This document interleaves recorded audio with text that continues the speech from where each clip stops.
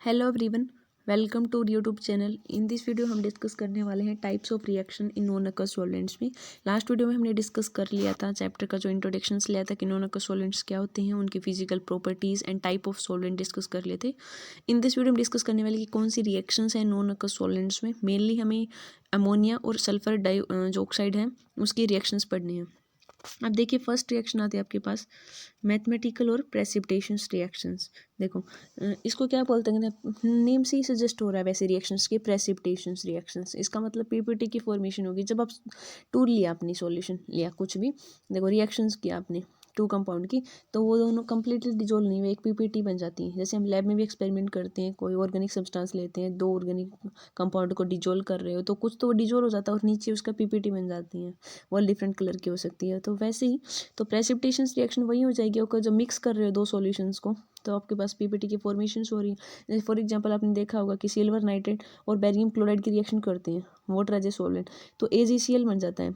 Ag positive, यहाँ से NO3 negative, यहाँ से Ba2 पॉजिटिव Cl, तो हमें पॉजिटिव नेगेटिव रिएक्ट करके क्या बन जाएगी यहाँ पे AgCl बन गया। ठीक है, इसकी पीपीटी होती है, वाइट कलर का होता है शायद, और बेरियम नाइट्रेट, तो यहाँ पे पीपीटी रिएक्शन हो जाएगी प्रेसिपिटेशन रिएक्शन। ठीक है, और नेक्स्ट आता है आपका सोल्ट फॉर्मेशन। तो नेम से ही पता चल रहा है कि यहाँ पे सोल्ट की फॉर्मेशन होगी। सोल्ट फॉर्मेशन कब होगा, जब एक एसिड और एक बेस दोनों सब्सटेंस रिएक्ट करेंगे तो वो एक सोल्ट की फॉर्मेशन करेंगे। तो रिएक्शन किसके बीच में, अप्रोप्रिएट जो भी acidic and basic substance salt बनाने के लिए। ठीक है, तो जैसे हमारे पास यहाँ पे एग्जाम्पल जैसे दे रखा है सोडियम यूराइड है और उसमें वाटर डाला तो हमारे पास 2 सॉल्ट बन गए, एक यूरिया की फॉर्मेशन होगी और ये सॉल्ट अलग से हो। जैसे यूरिया में सोडामाइड डाला तो सोडियम यूराइड की फॉर्मेशन कर सकते हैं। ठीक है, दोनों में डिकम्पोज कर सकते हैं, तो सोल्ट फॉर्मेशन ये आप देख सकते हो। नेक्स्ट आता है एसिड बेस्ड रिएक्शंस। तो एसिड बेस्ड रिएक्शंस क्या हो जाएंगी, ये भी इन नॉन अक्वस सॉल्वेंट में हम एक्सप्लेन कर सकते हैं इसकी सहायता। सॉल्वेंट सिस्टम कंसेप्ट देखो, एसिड बेस्ड रिएक्शन में क्या होगा, एक एसिड रिएक्ट किया और एक बेस ले लिया हमने, उन दोनों की रिएक्शन करवा दी, वो एसिड बेस्ड रिएक्शंस बोलेंगे। वो सोल्ट भी बन सकता है और कुछ, जैसे हमने देखा कि एसिड तो एक सब्सटेंस होगा जो डायरेक्ट टूट जाएगा, डिसोसिएशन देगा। एसिड क्या देता है हमारे पास, कैटाइन ही देगा। और जो हमारे पास बेस होता है वो मेनली क्या देता है, एनाइन देता है, कैरेक्टरिस्टिक ऑफ सॉल्वेंट। तो अब यहाँ पे हम एसिड बेस बिहेवियर पे डिपेंड करता है ना, वो एसिड बेस नेचर कैसा है सॉल्वेंट का, जो आप सॉल्यूट ले रहे हो उसका कैरेक्टर कैसा है, उसमें इंट्रैक्शंस कैसा है, उस पर डिपेंड कर रहा है। तो यहाँ पे देखो एसिड ले जैसे हमने अमोनियम क्लोराइड NH4Cl, ठीक है, और बेस ले लिया हमने सोडामाइड NaNH2, लिक्विड अमोनिया यहाँ पे सॉल्वेंट ले लिया, तो क्या फॉर्मेशन हो गया NaCl प्लस में NO3।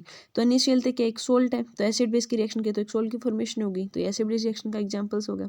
यहाँ पे नेक्स्ट हम एग्जांपल जैसे एसिडिक एसिड में अमोनिया डाल दिया तब भी हो सकते हैं, तो आप एक डिफरेंट एग्जांपल दे सकते हो। नेक्स्ट आता है आपके पास सोल्वेटिक रिएक्शंस। इसमें क्या बोलोगे आप, सोल्वेटिक रिएक्शन या सोल्वेलाइसिस। जो रिएक्शन है जिसमें सोल्वेंट मॉलिक्यूल किसके साथ रिएक्ट करेगा, सोल्यूट के साथ में, किस टाइप से कि वो टूट जाए 2 पार्ट में। ठीक है, एक तो अटैच हो जाएगा सोल्यूट के साथ में मॉलिक्यूल, तो उसको हम सोल्वेटिक रिएक्शन बोल देंगे।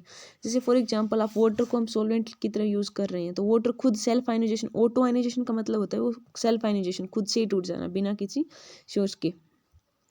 ठीक है, तो वाटर एज अपने खुद से आयनाइज हो जाता है, एच पॉजिटिव और OH नेगेटिव में। 2 मोलिकुलर वाटर के तो हाइड्रोनियम आयन की फॉर्मेशन हो जाती है, H3 पॉजिटिव और OH नेगेटिव।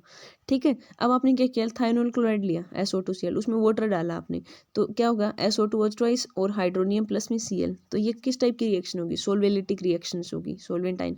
अगर water as a solvent reaction तो ये चीज़ हो जाएगी। अगर अमोनिया को सोल्वेंट ले रहे हो तो अमोनिया को पहले डिकम्पोज करवाओगे तो NH4 पॉजिटिव NH2 नेगेटिव। फिर आप सेम थाइनल क्लोराइड में देखो, यहाँ पे तो वाटर सॉल्वेंट तो वाटर ऐड किया था, यहाँ पे अमोनिया तो अमोनिया ऐड करोगे तो वहीं साल्ट की फॉर्मेशन हो रही है। ठीक है, तो ये एग्जांपल हो जाएगा सोल्वेलाइसिस रिएक्शंस का। अब आता है सोल्वेशन। सोल्वेशन क्या है, द रिएक्शन जिसमें मॉलिक्यूल सोल्वेंट वो किसी अटैच सॉल्यूट स्पीसीज के साथ में, तो वो सोल्वेशन हो जाएगा किसी भी मॉलिक्यूल का, कि वो कोई भी वो सॉल्यूट है आपका वो रिएक्ट कर रहा है, मतलब सोल्वेशन रिएक्शन है।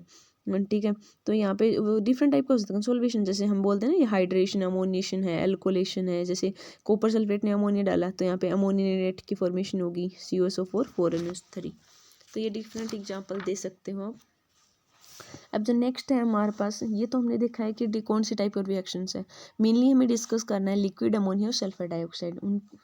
ठीक है, तो नेक्स्ट वीडियो में हम लिक्विड अमोनिया को डिटेल से देखेंगे, नेक्स्ट फिर after sulphur dioxide. Thanks for watching my